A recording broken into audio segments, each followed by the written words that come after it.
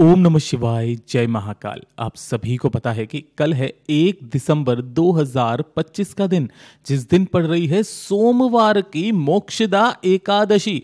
इस दिन जो भी व्यक्ति स्वधा स्वधा स्वधा वाले उपाय को कर लेता है, गुरुदेव ने कहा कि पूरे साल में पड़ने वाली जितनी भी एकादशी होती है, उन सभी एकादशी का जो फल है वो उसे जीव को एक ही बार में प्राप्त हो जाता है।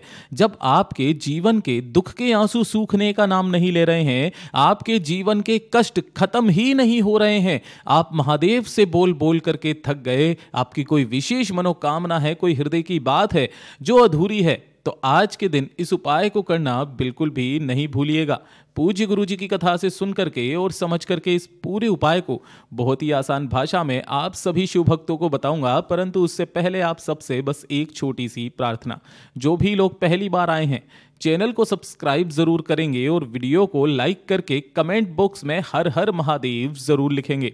और साथ ही साथ आपसे मेरा आज का एक प्रश्न होगा, क्या आप सभी शिव भक्तों को पता है कि पूरे एक साल में कितने एकादशी के व्रत पड़ते हैं? अगर आपको पता है तो कमेंट बॉक्स में हमें जरूर बताइएगा। सबसे पहले बात करते हैं हमारे पहले वाले उपाय की, जिसे आपको स्वधा स्वधा वाला उपाय करने के लिए कहा। गुरुदेव ने कहा कि जब आपके जीवन में दुख के आंसू सूखने का नाम ना ले रहे हो, एक के बाद एक कष्ट, एक के बाद एक परेशानी, चाहे बाहर के लोगों की वजह से या फिर आपके घर परिवार की वजह से आपके जीवन के दुख नहीं खत्म हो रहे हैं, किसी विशेष मनोकामना को लेकर के आप जब महादेव के पास जाते हैं, काफी उपाय करते हैं, व्रत करते हैं, लेकिन उन उपायों का, उन व्रत का फल नहीं मिल रहा है, वो दुख जो आपकी कुंडली में नहीं लिखे हुए हैं, अगर वो भी जीवन में आपको मिल रहे हैं, तो आज के दिन इस उपाय को करना बिल्कुल भी मत भूलना। सबसे पहले आपको एक दीपक तैयार करना होगा। यहां पर विशेष रूप से ध्यान से सुनिएगा, जो भी दीपक तैयार करोगे इसके अंदर आपको गोल बाती लगानी होगी और इसके अंदर घी भरना होगा। कोशिश करना गाय का घी हो जाए। तत्पश्चात आपको एक तांबे का कलश लेना है और अपने घर का शुद्ध जल इसी कलश के अंदर भर करके इसके अंदर 2 से 4 बूंदे गंगा जल की मिला देनी होगी। बस यही 2 चीजों को लेकर के आपको पहुंचना होगा भोलेनाथ के मंदिर में, शिवलिंग के पास। काफी शिव भक्त पूछते हैं, क्या भैया हम लोग इस उपाय को अपने घर की शिवलिंग पर कर सकते हैं? तो जवाब है नहीं। ये वाला उपाय सिर्फ और सिर्फ सिद्ध शिवलिंग पर ही करने के लिए पूज्य गुरुजी ने कहा था अपनी शिव महापुराण की कथा के दौरान। तो आपके घर के आसपास जो भी भोलेनाथ का मंदिर है, वहां पर आपको पहुंच करके शिवलिंग के पीछे की तरफ खड़े होकर दोनों हाथों में जो कलश आपने लिया हुआ है, उस कलश को ओम नमः शिवाय या श्री शिवाय नमस्तुभ्यम या फिर पंचाक्षरी मंत्र, षडाक्षरी मंत्र, जो भी महादेव का मंत्र आता है, उस मंत्र का स्मरण करते हुए समस्त जल को भोलेनाथ की शिवलिंग पर एक धारी से धीरे धीरे करके समर्पित कर देना होगा। संपूर्ण जल समर्पित कर देने के पश्चात दोनों हाथों से आपको महादेव की शिवलिंग को स्पर्श करके अपने नैनों पर लगा लेना है। उसके बाद में महादेव की शिवलिंग के सम्मुख में ही यहां पर नंदी भगवान बैठे रहते हैं, तो नंदी भगवान के पीछे की तरफ खड़े होकर के दोनों हाथों को जोड़कर वहीं से शिवलिंग को देखते हुए, उसका दर्शन करते हुए 3 बार आपको एक शब्द का स्मरण करना है, वो होगा स्वधा स्वधा स्वधा। आपको जानकारी के लिए बता दूं कि सुधा जो है वो माता पार्वती की मैया जो है, उनकी नानी का नाम है, जो पितृलोक में निवास करती हैं। और जो भी भक्त 1 लोटा शुद्ध जल इस एकादशी के दिन शिवलिंग पर समर्पित करता है और जो भी जल जलाधारी से बहकर इस वाले स्थान पर आकर के गिरता है, वो संपूर्ण जल उसके पितरों के भाग में जाता है। पितृ तृप्त होते हैं, खुले हाथों से आशीर्वाद लुटाते हैं और आपके जीवन में आ रही जितने भी कष्ट परेशानियां हैं, उनको आपके पितृ दूर भी करते हैं।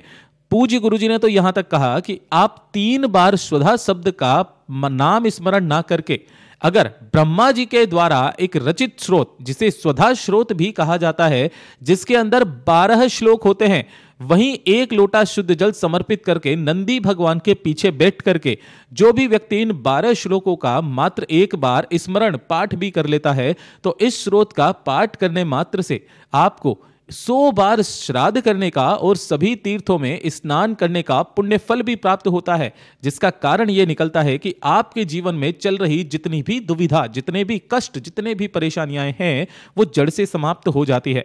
ध्यान रहे, जब भी आप इस उपाय को करके मंदिर से बाहर निकलेंगे तो शिवालय की चौखट पर एक घी का दीपक जो आप अपने साथ लेकर के आए हो उसे अपनी कामना कह करके जरूर प्रज्वलित कर दीजिएगा। महादेव ने चाहा तो आपकी वो कामना जरूर से पूरी होगी।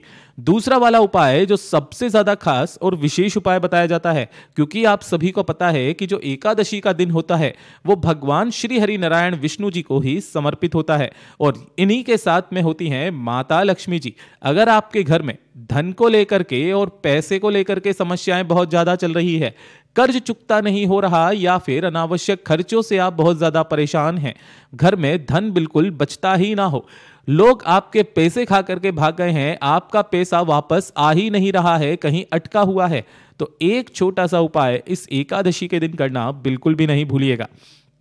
पूज्य गुरुजी ने कहा कि 101 आपको चने की दाल के दाने लेने होंगे। ये विशेष तौर पर ध्यान से सुनिएगा कि जो ये चने की दाल मैंने गोले में बनाई है ये आधी नहीं होती, इसे एक गिना जाता है। इस तरीके से आपको 101 चने की दाल लेनी होगी। साथ ही साथ थोड़ी सी लेनी होगी एक चुटकी हल्दी, जो भी आपके घर में रखी हुई है उसी तरीके की पिसी हुई हल्दी लेकर के, और इसी को आपको चने की दाल के अंदर ही भिगो लेना है। अर्थात जो आपने 101 101 चने की दाल के दाने लिए हैं उनके ऊपर आपको हल्दी से लपेट देना है, यानी कि हल्दी उनके ऊपर अच्छे से लगा देनी होगी। लगा देने के पश्चात किसी भी एक पीले कपड़े के अंदर आपको उन चने की 101 दानों को रख लेना होगा और इसकी एक पोटली बना लेनी होगी। बस इसी पोटली को लेकर के आपको महादेव जी के मंदिर में नहीं, भगवान श्री हरि नारायण विष्णु जी के स्वरूप का जो भी मंदिर हो जाए, चाहे राधा कृष्णा जी का मंदिर हो, चाहे सत्यनारायण भगवान जी का हो, चाहे राम जी का मंदिर हो। हमारे घर के आसपास राधा कृष्ण जी का मंदिर है जिसकी फोटो मैं आप सभी लोगों को बता रहा हूं। यहीं पर पहुंच करके उनकी चौखट से उस पीली पोटली को आपको स्पर्श करा देना है और स्पर्श करा करके उन्हीं के सम्मुख में इस पीली पोटली को यहां पर रख देना होगा। रख देने के पश्चात आपको यहां पर इस मंदिर की टोटल 11 परिक्रमाएं करनी होगी और जब भी आप मंदिर के पीछे की तरफ में जाएंगे यहीं पर खड़े होकर के एक मंत्र का स्मरण करेंगे। वो मंत्र है ओम ह्रीम ओम हरिणाक्षाय नमः शिवाय। इस मंत्र का स्मरण करके फिर से वापस सम्मुख में आ जाएंगे और फिर से वापस जब आप दूसरी परिक्रमा करेंगे, मंदिर के पीछे जाएंगे, तो उसी मंत्र का आपको फिर से स्मरण करना होगा। 11 परिक्रमा कर देने के पश्चात इस वाली पोटली को यहां से उठाकर अपने साथ अपने घर पे लेकर के आना है और घर पर ला करके इसे अपने घर के मंदिर में रख देना होगा। पूज्य गुरु जी ने कहा 1 साल रखे रहने दीजिएगा। 1 साल के अंदर अंदर महादेव कितना देते हैं, नारायण कितना देते हैं, वो आप खुद से इस वाले वीडियो पर आकर के कमेंट बॉक्स में बताइएगा। पूज्य गुरु जी का बहुत अद्भुत और अचूक उपाय है, जरूर से करना। और ये अंतिम उपाय आप सभी लोगों को करना होगा क्योंकि इससे सुंदर उपाय हो नहीं सकता। ये वाला उपाय आपको एकादशी की शाम के समय अर्थात प्रदोष काल के बाद में करना होता है। इस वाले उपाय को भी घर में जब आपके धन को लेकर के समस्याएं बन रही हो, पैसे को लेकर के दिक्कत आ रही हो, या फिर धन कहीं से आ ही नहीं रहा है, पैसा अटका हुआ पड़ा है, या फिर आप चाहते हैं कि आपके जीवन में अपार धन संपदा की वृद्धि हो, आपके घर में सदैव मां लक्ष्मी का एक अंश विराजित रहे, तब आपको इस उपाय को करना होता है। गुरुदेव ने विशेष तौर पर कहा कि एकादशी के दिन शाम के समय माता लक्ष्मी जी का वास एक विशेष स्थान पर होता है और उस स्थान पर आपको इस तरीके से एक दीपक लेकर के जाना होता है। यहां पर जो आप दीपक तैयार करोगे ये करोगे गोल बाती का, चाहे आटे का हो या मिट्टी का, लेकिन इसके अंदर भरना होगा आपको घी। कोशिश करना कि गाय का घी ही आप इसके अंदर प्रयोग में लें। इसी के साथ में आपको गेहूं के चावल के दाने या फिर हरे मूंग के दाने, जो भी आपको अन्न के दाने मिले, थोड़े से अन्न के दाने आसन के तौर पर लेकर के, आपके घर में अगर कहीं पर भी बेलपत्र का पेड़ है तो वहां पर आप इस उपाय को कर सकते हैं, वरना जहां पर भी बेलपत्र का पेड़ होगा वहीं जाकर के आपको इस उपाय को करना होगा। जैसे ही आप यहां पर पहुंचते हो, सबसे पहले बेलपत्र पेड़ के नीचे की अच्छे से आपको सफाई करनी है। सफाई करने के पश्चात जो भी आपने हरे मूंग या फिर गेहूं के चावल के दाने लिए हैं उनका आसन आपको अच्छे से लगाना होगा और लगा करके अपनी कामना कह करके उस एक दीपक को यहां पर प्रज्वलित कर देना है, जला देना है।